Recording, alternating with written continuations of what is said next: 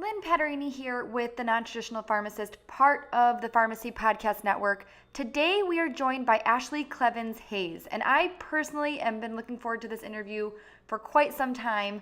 I am a big fan of Ashlee's work. She's doing some really awesome things in pharmacy. Ashlee is a pharmacist, a keynote speaker, a fellow co-host on the Pharmacy Podcast Network with her show RxBuzz, and on top of that, she's an entrepreneur with her business RxAshlee. So Ashlee, welcome and thanks for being on the show with us today. Thank you so much for having me. I appreciate this. This is fun, and I've been looking forward to this for a long time too, Lynn. So thanks for having me. Let's get started today by having you share with everybody your path through pharmacy to where you got today. Sure. Top number one question people ask me when I get on these types of shows and when I'm talking to students, especially because I think students are so eager to know other people's jobs and other people's lives and to experience and just to kind of know how their experience was to get to where they are. And I'll tell you, I definitely don't have a checklist of how to get from A to Z, but my path has been windy and it's been curvy and it's taken me places that I never in a million years thought I would envision to be. If you would have asked me 5 years ago if like what I wanted to do in the next 5 years, there's no way that RxAshlee would have even existed in my brain. So I will just start with that. Okay. I'm just going to set the path with that because I am a third generation pharmacist. My grandfather was a pharmacist. My dad's a pharmacist. And lo and behold, I became a pharmacist. And I always knew going into pharmacy that I was going to do something non-traditional. I just knew that in my heart, I wanted to go into the profession because there was just so many opportunities, and there really, really are endless opportunities. The profession has never disappointed me. Actually, it's been overwhelming because I'm like, which one do I choose? Where do I go? Where do I fit? So navigating through pharmacy school, I kind of always immersed myself in unique positions or unique experiences. And then I learned about the health system administration because I did a rotation with a CEO of a hospital, and he was a PharmD, and he was starting this program, and he was like, Ashlee, you should really look into this. I always thought I wanted to be like a director of pharmacy, chief pharmacy officer, or like a CEO of a health system like that. That's what my dad did. So that's kind of what I was exposed to, more of the business side of pharmacy and operations and less of the direct clinical patient care. So I took that rotation fourth year, and then obviously my dad was a director of pharmacy, so I had that exposure. And I did a PGY1 and PGY2 at the University of Kentucky. I was the first admin resident at UK, which is a whole experience, a whole story in its own of how I got there. But I met the director of pharmacy there, and I was like, this is what I want to do. What do you guys think? And they were totally on board. And so I joined UK, ended up staying there as their assistant director of central pharmacy operations, where I oversaw sterile products and OR services and really perioperative management care. Then from that role, I was a project manager on an implementation of a technology company, some software that we were implementing within the hospital. And I built some connections through that company, and it was essentially a software startup company in the pharmacy space. And I recognized that I had some questions about some pharmacy questions, some basic pharmacy questions. And I was like, can I talk to your pharmacist? And they were like, we don't have pharmacists on the team. I was like, you don't have a pharmacist? You're a pharmacy software team or a company. And so lo and behold, long story short, I ended up meeting the CEO, and I transitioned into consulting for software companies shortly after, that meeting. So that's really my experience in pharmacy, specifically in like a traditional realm. So once I got into the consulting position, what happened was I was really exposed to not just the startup field and the startup world, but like entrepreneurship 101. I mean, this was a small company. I was one of like 25, 30 team members, and it was so much fun and I loved it. Now, coincidentally, when I was part of the startup space, I had a lot of pharmacists reaching out to me, asking me, how did I become a consultant? And I was like, I just networked my way in. I don't know. I just did it. And then those questions kept on coming as I was traveling across the world, giving speaking engagements, traveling across the country, just talking to different people. And literally, I just kept on getting messages and emails from colleagues asking me how I was doing what I was doing. And finally, I was talking to one of my friends and she was like, Ashlee, that's what you do. You're just good at getting jobs. I was like, what? I'm a pharmacist. I don't get it.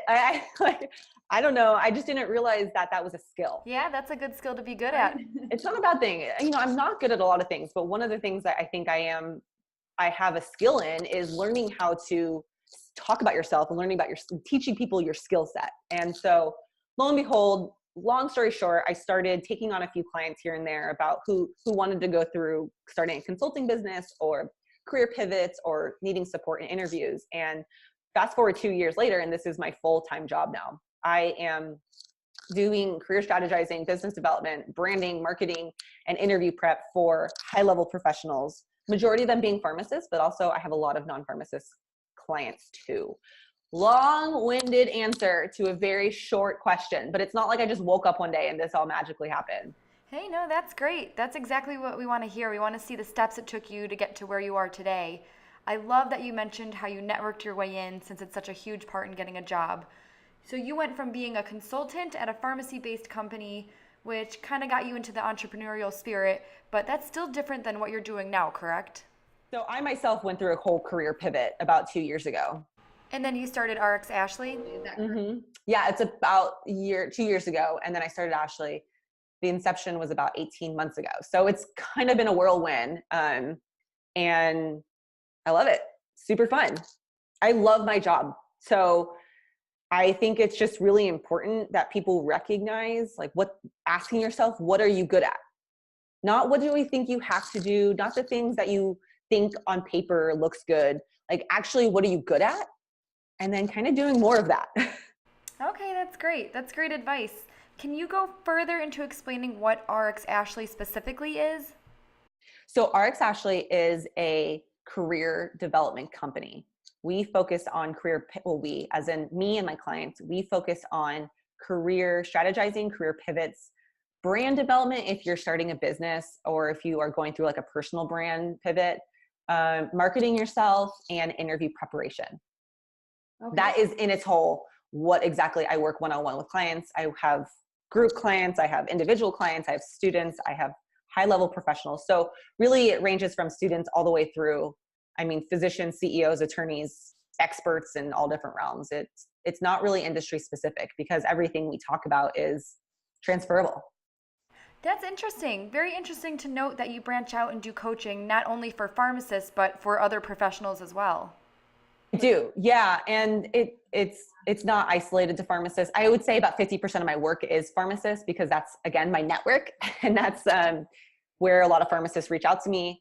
And, but it is actually grown in different areas because of referrals and recommendations. So for example, kind of how this started, I have a lot of pharmacist clients and then they are pharmacists, but then they tell their spouses or their sisters or their friends about the work we've done and they're not pharmacists. So I love working with every industry and it's kind of fun to learn about different experiences and different jobs and different career paths. I've learned so much just by working with unique people in non-traditional roles or traditional things I would have never imagined. But because the skills that we go through and the tools that we use is non-industry specific, it's quite easy for me to jump on a call with someone that's not a clinician. You touched a bit about how you started RxAshlee. How did you decide to make that your full-time job?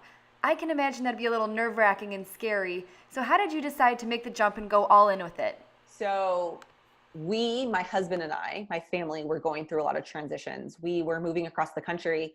We had just had a baby. We would be moving again because my husband was going through residency himself. So we both kind of were transients, for lack of better terms. And I took the year of when I knew we weren't going to be there for long term. I turned down 30 pharmacist jobs. I remember I took an Excel spreadsheet and I was like applying the jobs, looking at new positions because we had moved. And because the consulting company, I was kind of like, I like it, but I wanted to see what else is out there. So I started just thinking like, what is it that I actually want to do with my skills? What is it that I actually want to do with my education? I want to help people. I love my job. I love working. But honestly, Lynn, I was kind of thrusted into entrepreneurship because of our geographic location. We had been moving. And so I didn't want to take like a quote unquote traditional job because I knew we were going to be moving again. And it just logistically didn't make sense for our family. So I just said, this is what I'm going to do. I'm going to start this. And I started it from scratch, totally on my own. And it's really grown its wings and evolved into something that I never thought about this again. Like when I was a student, I would have never imagined myself in this position, but it's working. The results are there. And I love the work. And again, like I said before, I knew I was always going to do something non-traditional, but what I thought non-traditional, in my opinion, I thought I was going to be like a CEO of a health system. Like that's really what I thought. Like, oh, that's non-traditional because pharmacists don't really do that. But it's totally different than what I ever envisioned. So So you took non-traditional to a whole nother level. exactly. Thank you. Yeah, exactly. You can say that again. I typically do take things to a whole different level. That's just kind of my personality in terms of like, you tell me to do something and I'm just going to break every single rule possible. That is I hate rules. I'm a big rule breaker. Hey, that's okay. Sometimes you need to do that. Break those rules. You took a situation you were in and made the most of it and made your own rules along the way. That's fantastic. Yeah. Yeah. And I think as you go through your career, you have to be able to define what success means to you and your family. And everyone has different expectations and different stories and paths in their life. But what success means to me is totally different than what someone else measure of success. And the way that I measure success is, am I helping people and do I see the results? And both of those are totally check marked in my current business. So I'm just going to keep rolling with it, see what happens. Keep rolling with it. I like it. What is your specific role in RxAshlee? Do you work one-on-one or is it more in groups? So we as in, okay, so I'm the content creator, the founder, and then I have a few people that work under me, but totally different. They don't do any of the direct client facing stuff. It's all behind the scenes graphic design and freelance content creation for the blogs and photography. And I have an attorney that I work with. So it's a group of us that make this whole business function, but it's really me as the face of the company. I do a variety of different things. First and foremost, I work one-on-one with clients every single day. So whether that's in, curating a business or launching a business or creating a business, there's that. Two, if it's one-on-one with a client working in career pivots, I do that. And three, if it's interview prep, I do that one-on-one too. The second thing is I have online courses now that we're going through. So I put a lot of the clients I work with through the online course. And then the reason why I developed the online course is because a lot of professionals have the same exact questions. So I was like, why don't I just create this so I can put all of my clients through, and then if they want to meet with me one-on-one, then we can like work closely together. But everyone tends to have the same questions. So putting them through the course. And then three, I do a lot of speaking engagements now. So I travel around a lot. And then four, I am in the middle of group coaching too. So I have a women's mastermind group. There's almost 10 women, professional women in this group coaching course that I've been working on, writing a book. I mean, there's just so much, and podcasting, there's just so many different arms of the business, but ultimately the bread and butter is when I work with clients one-on-one. That's where it's at. Where is RxAshlee today in regards to your larger vision? What do you have in mind for the future?